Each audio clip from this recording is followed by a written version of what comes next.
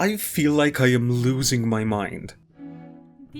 I feel like a complete hack fraud because Clair Obscur is one of the highest rated games ever on basically every review site you can think of. One of the best rated games ever is a game where a French, Robert Pattinson looking ass, 13 from House MD, the Michelin Man, and various other characters go into battle with a giant white-haired lady who every year paints a number in the sky which makes everyone that age or older disintegrate into nothingness. And I think about that concept and how ludicrous it is, and I look at this rating and all these 10 out of 10 reviews, and somehow, God knows how, but somehow, I don't find myself disagreeing with any of it. This game fucking rocks.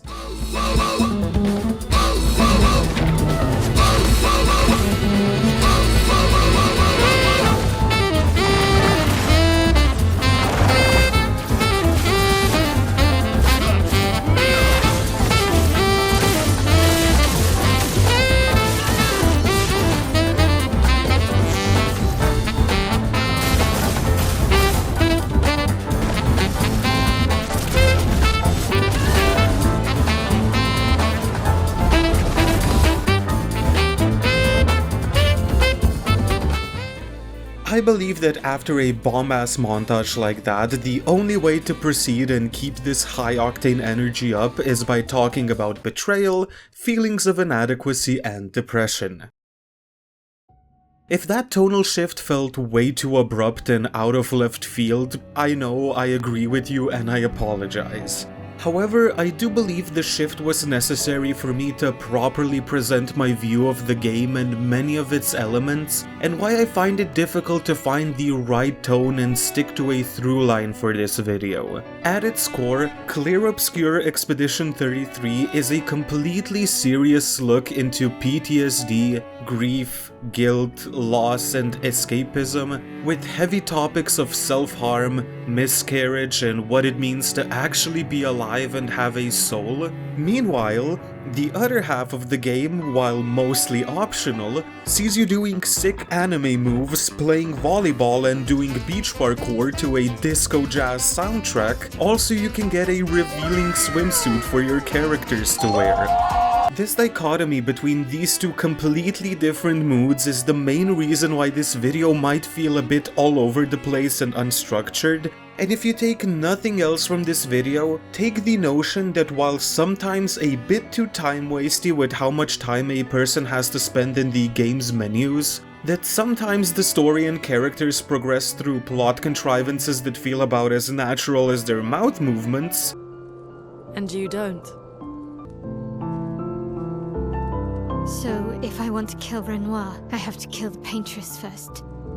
That while running remarkably well for an Unreal Engine 5 game, it still crashed about a dozen times in 55 hours of game time. That while I feel like certain elements like the "for those who come after" mentality of the expeditions fall kind of flat once you realize that the vast majority of them left behind zero important information that would aid us in our journey. Instead, these messages that you find prioritize world building, lore, and the thoughts and feelings of these people over giving us any concrete clues like perhaps hidden enemy weak points, enemy weaknesses, or hints towards hidden paths or treasure. And that while there are a few bugs both in the visual and gameplay department, this extreme tonal shift might be my least favorite part of what is otherwise an absolutely incredible game, one that I would urge anyone to give a fair try. As mentioned before, a giant lady called the Paintress paints a number in the sky which makes everyone that's that age or older disintegrate into dust. It started with the number 100 and that number has been dropping by 1 every single year for the past 67 years. Ever since the initial incident which saw the destruction of a vast chunk of the city of Lumiere, the survivors of that catastrophe send out a yearly expedition to try and stop the Paintress. They have been doing this for 67 years to no avail, and the story starts mere moments before the drawing of a new number. The thing that stood out to me the most in this opening hour or so is just how content the inhabitants of Lumiere seem to be in the face of certain death. In the almost 7 decades of what could be best described as a yearly ageist cleansing, they've turned an unavoidable tragedy into a peaceful bonding moment between every single person.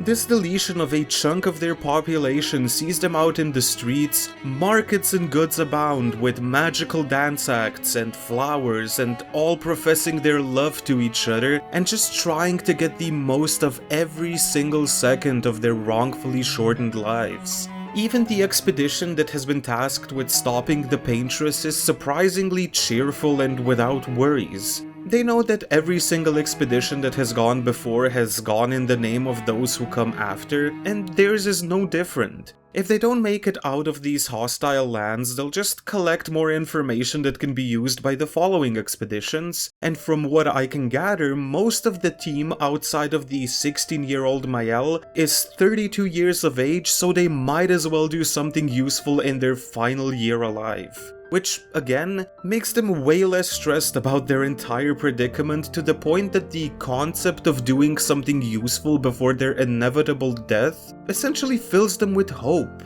Contrast this to the Paintress who, as it turns out, spoiler alert, is just a mother grieving the death of her son, to where she has willingly escaped into this painting that her son Verso painted, in which she has the power to bring the people she lost back to life in the form of a fully sentient clone, while never properly processing her loss, never properly grieving, just living in this fantasy in which she never has to deal with grief again, while also actively hurting others. In an attempt to suppress her negative emotions and ignore them instead of dealing with them, she's willing to fend off not just hundreds of people trying to end her rule, but fight even her own husband who has followed her into this painting to try and bring her back to reality and her actual real-life family. With there even being hints that Lumiere and all of these expeditions were curated by him specifically.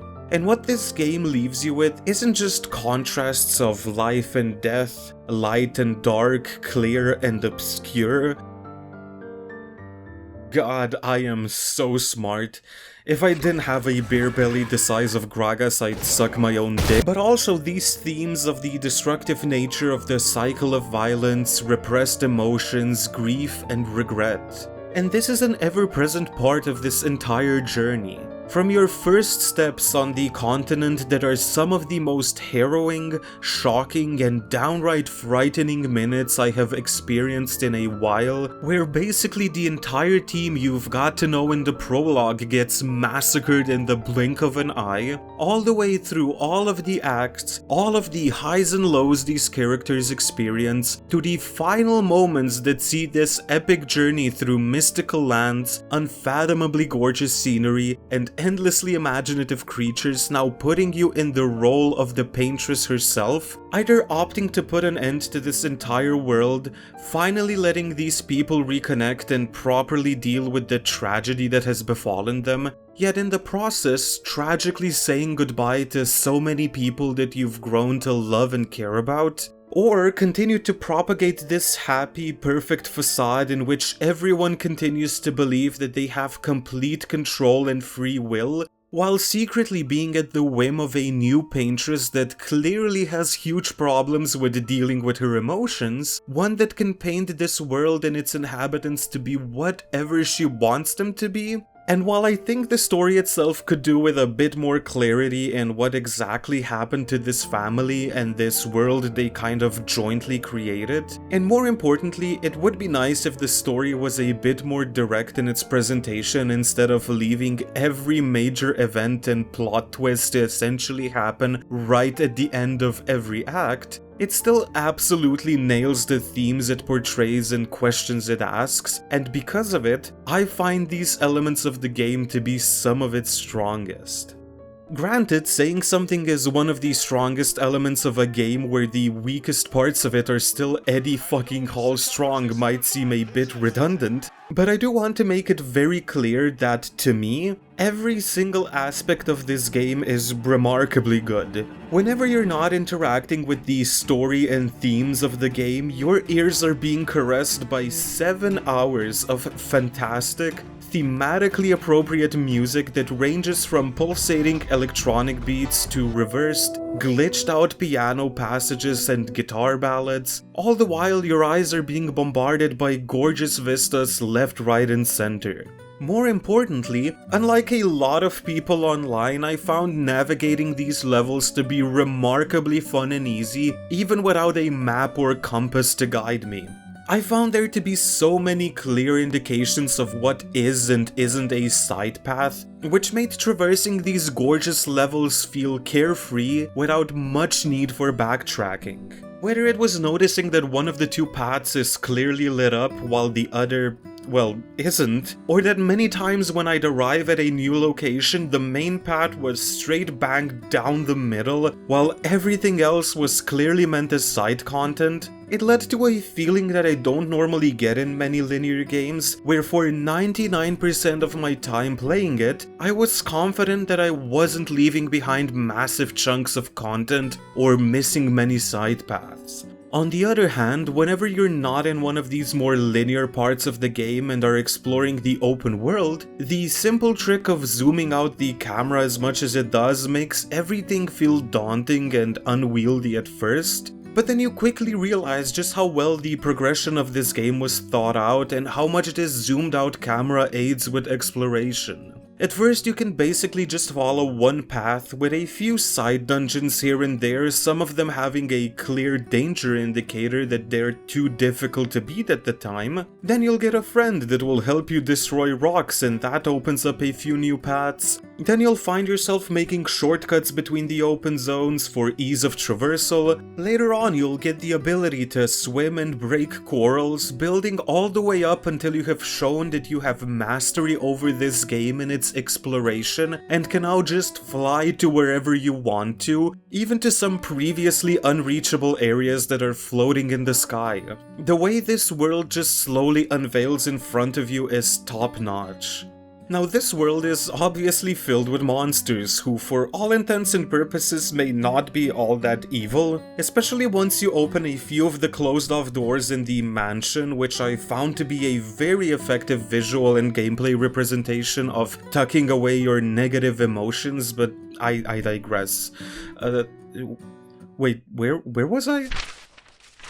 Alright, killing shit with sick anime moves. The combat system of Clair Obscur takes the usual turn-based structure of many JRPGs and makes it way more engaging on a moment-to-moment basis. It turns the simple act of just waiting for the opponent to take their turn and hit you for X amount of damage into a timing and knowledge minigame where you can dodge and parry basically every single attack the enemies throw at you, all while also mixing in a smattering of attacks you have to jump over and attacks you need to deflect with a different special parry.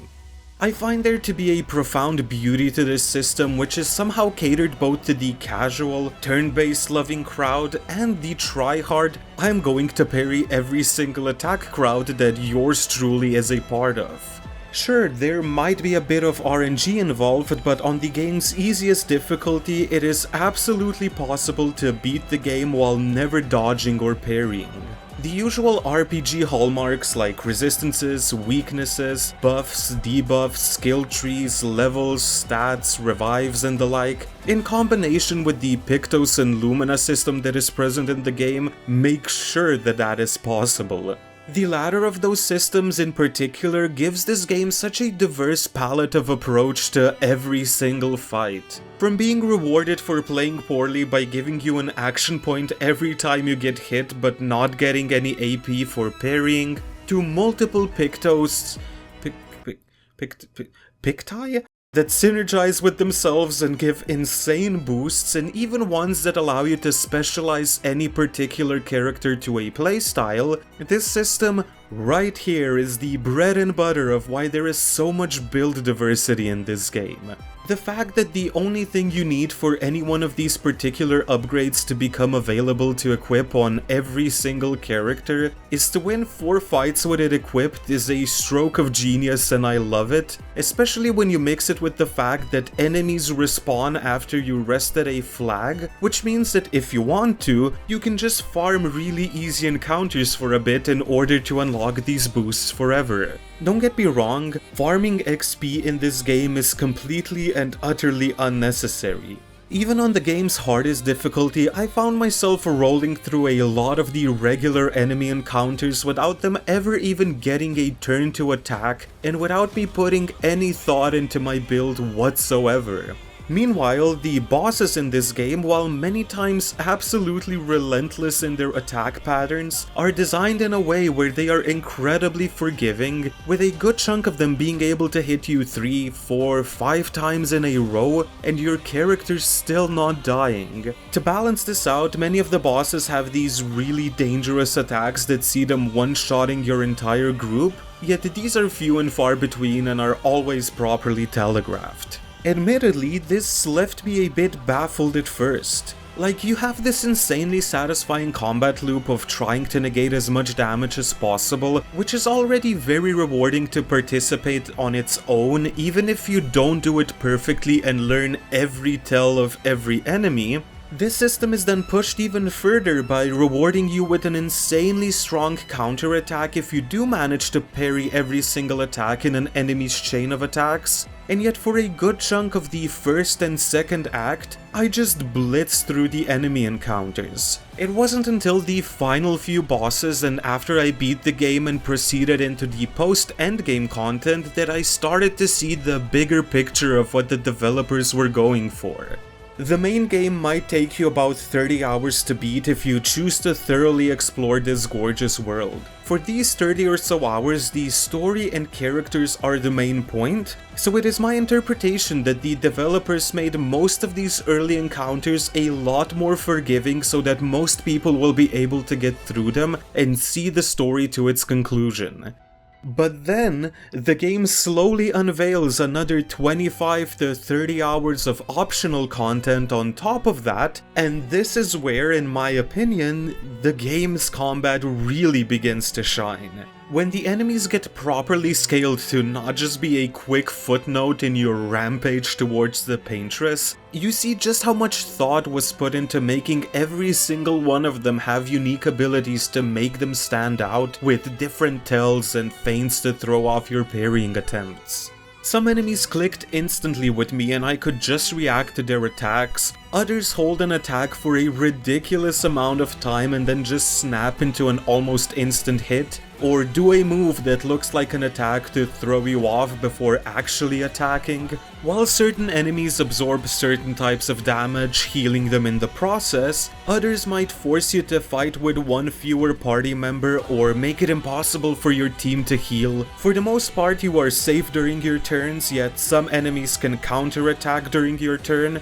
or change stances after you've hit them with an attack that is effective towards them. From flying enemies that can easily dodge anything that isn't a ranged attack and enemies with glowingly obvious weak spots, to enemies that take basically no damage until you break their posture, the sheer amount of different enemy types and how they react to your decisions makes it really difficult to think of something more that the developers could have done in this department. And the same goes for the characters you control directly. Every single one of the 6 characters you control has a completely different playstyle, and in another design choice that I absolutely adore, none of them have any predetermined roles that would pigeonhole them into a specific playstyle. Luna is the sorceress of the group, but due to her skill tree being so diverse, she can be the healer, she can be the bard handing out buffs and debuffs, she can dish out a ton of different elemental damage to one or multiple targets, or be a bit of all of those combined. Same goes for basically every other character. Verso gets access to more damage and stronger abilities the better he plays, yet there is nothing stopping you from focusing more on the lower tier abilities he possesses. Mayel focuses on stances, oftentimes getting buffs depending on her stance. I mostly played her as a nimble, low HP burn burn inflictor, yet there is an ability in her arsenal that makes her tank all the damage her allies take in the next round,